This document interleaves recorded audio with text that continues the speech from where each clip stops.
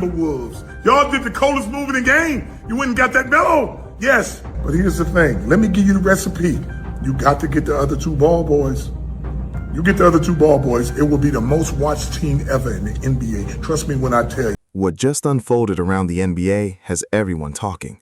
Whether you first heard it as a rumor or saw it spreading across social media, the conversation has reached another level with reports linking LaMelo Ball to the Minnesota Timberwolves. If this move becomes reality, it would instantly reshape the league. Pairing Anthony Edwards with LaMelo Ball isn't just an exciting idea or a lineup that would be entertaining to watch. It has the potential to create one of the most explosive and dynamic backcourts we've seen in years, putting Minnesota squarely into the championship discussion. Before diving into what this could mean, there's something that deserves a closer look. A while back, LaMelo Ball quietly unfollowed the Charlotte Hornets on social media while he was still under contract. At the time, most people dismissed it. Fans said players do that all the time. Beat reporters downplayed it, and the organization insisted everything was normal. But if you followed the NBA long enough, you know these situations often tell a bigger story. When a franchise player in his prime starts creating distance from his team, even in subtle ways, it usually isn't meaningless. We've seen similar situations involving stars like Kevin Durant, and we've seen speculation around players such as Giannis Antetokounmpo. Sometimes actions speak louder than press conferences, and many viewed that unfollow as a sign that LaMelo's time in Charlotte might eventually come to an end. With that in mind, let's break everything down. We'll look at the reported trade details, what Minnesota would be giving up, why this move could completely change things for Anthony Edwards, the concerns that come with it, how the Timberwolves roster would look afterward, and whether this group would truly have what it takes to compete for a championship. According to the reports, Minnesota isn't simply making a move, they're making a statement. The package reportedly includes Naz Reid along with multiple future first-round draft picks. That's a significant price to pay because Naz Reid is far more than just another role player. He's a former sixth man of the year who could start for plenty of teams across the league. Night after night, he gives you reliable scoring, floor spacing, versatility at center and smaller lineups, and dependable production in important moments. Giving him up would mean sacrificing one of the Timberwolves' most trusted contributors. Then there are the draft picks. Multiple future first-rounders represent a huge investment in today's NBA. Those selections are valuable assets that give teams flexibility if plans change down the road. By reportedly including them in the deal, Minnesota would be signaling that its focus is on winning now rather than worrying about future rebuilding cycles. With Anthony Edwards entering his prime and a strong supporting cast already in place, the front office would be making it clear that it's time to push all of its chips towards contention. From Charlotte's perspective, the logic is understandable as well. They would receive an established big man in Naz Reid while also adding valuable draft capital to help shape the franchise's future. If they believed LaMelo was eventually going to move on anyway, maximizing his value now could be the smartest long-term decision instead of risking the possibility of losing him later for less. Where this becomes especially interesting is what it could mean for Anthony Edwards. This isn't only about adding another all-star, it's about addressing one of Minnesota's biggest offensive challenges over the past 2 seasons. Since Karl Anthony Towns left, Edwards has become the clear focal point of opposing defenses. Every game plan has revolved around slowing him down. Teams load up on him before he even attacks, send extra defenders the moment he touches the ball, and force him into difficult shots throughout the game. Even though Edwards has continued producing at an elite level, carrying that responsibility every night is exhausting. He's often been forced to create nearly every scoring opportunity while dealing with constant double teams and heavy defensive pressure. There's only so much any player can do under those circumstances. One statistic helps explain why adding an elite playmaker could make such a difference. This past season, Anthony Edwards converted 49.6% of his catch-and-shoot three-point attempts, among players with at least 75 attempts, placing him among the league's most efficient shooters in that category. When someone else creates the opportunity and Edwards receives the ball in rhythm, he's incredibly difficult to stop. The problem has simply been having a point guard who can consistently generate those opportunities. Dante DiVincenzo has been a valuable player, bringing energy, shooting, and toughness every night. But he's not a traditional offensive engine capable of controlling every possession, breaking down defenses, and creating easy looks for teammates throughout a game. Because of that, Edwards has frequently been asked to serve as both the primary creator and the primary scorer. If LaMelo Ball were running the offense instead, the dynamic could change dramatically. Even on struggling Charlotte teams, he consistently averaged more than 8 assists per game while displaying elite court vision. He sees passing lanes many players never notice and isn't afraid to attempt difficult passes that can completely shift a defense. His ability to create for others ranks among the best in the NBA. With LaMelo pushing the pace and organizing the offense, Edwards could spend more time attacking open space instead of constantly creating from scratch. He could become a more dangerous cutter, receive cleaner catch-and-shoot opportunities, and take advantage of defenses forced to focus on multiple stars instead of just one. That's where this pairing becomes especially intriguing. Opposing defenses would suddenly face a difficult decision every possession. Double-team Anthony Edwards, and you risk leaving LaMelo Ball with room to operate. Stay attached to LaMelo, and Edwards has more space than he's enjoyed in years. If this reported move ever becomes reality, that's the chess match every defense in the NBA would have to solve. Gets hot.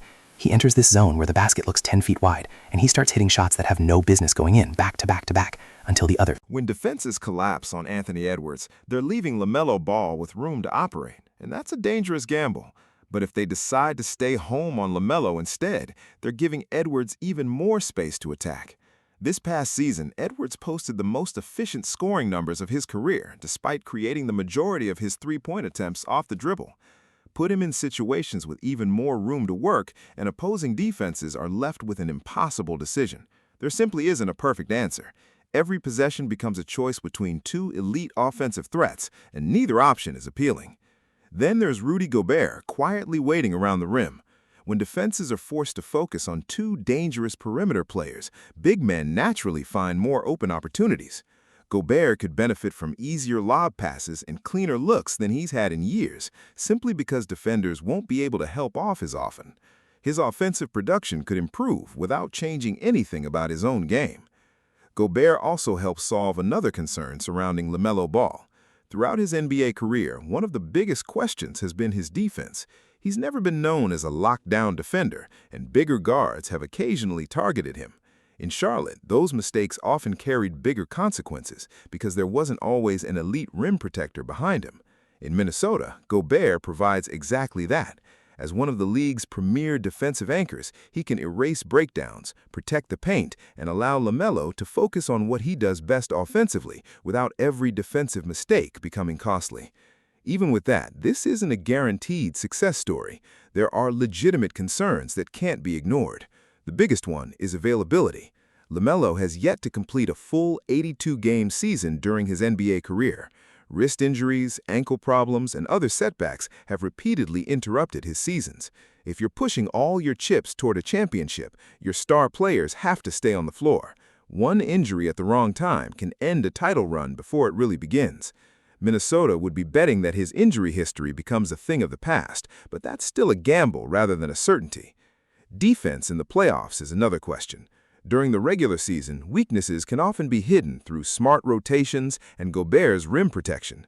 The postseason is completely different. Coaches spend entire series hunting favorable matchups. If an opponent has a physical guard capable of attacking LaMelo on switches, they'll keep running that action until Minnesota proves it can stop it.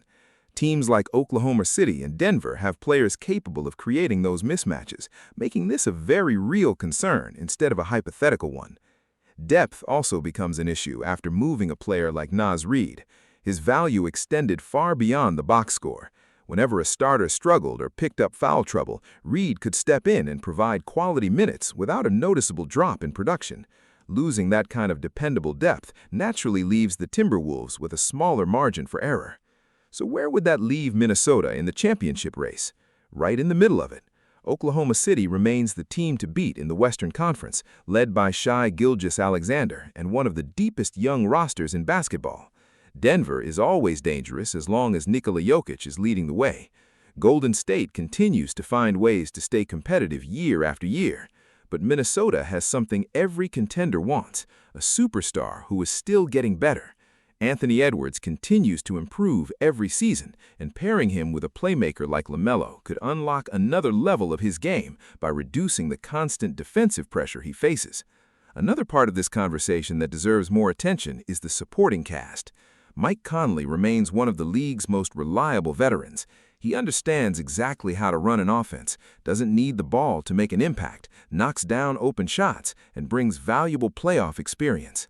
When LaMelo needs rest, Conley can steady the offense without disrupting the team's rhythm.